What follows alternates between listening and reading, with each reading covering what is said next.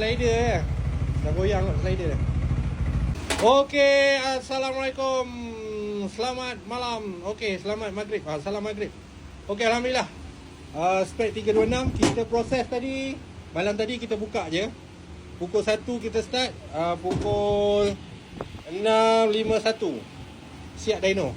Ya, Alhamdulillah lulus.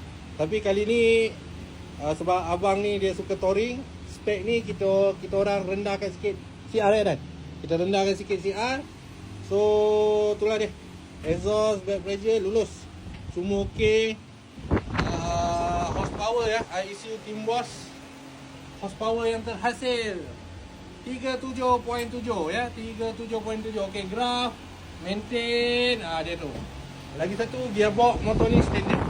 Gearbox standard yang dalam barang package saya tu lah.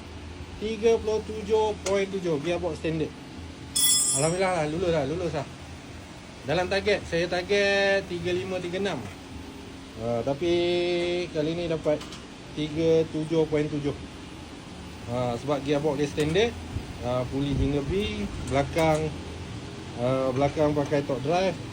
Torque drive lah, itu apa? Class band punya shoe. Daytona. Itu saja, lulus sama kayaknya. Okey, siapa yang berminat boleh roger kita ya. Tinggal lagi 4 slot. Cepat.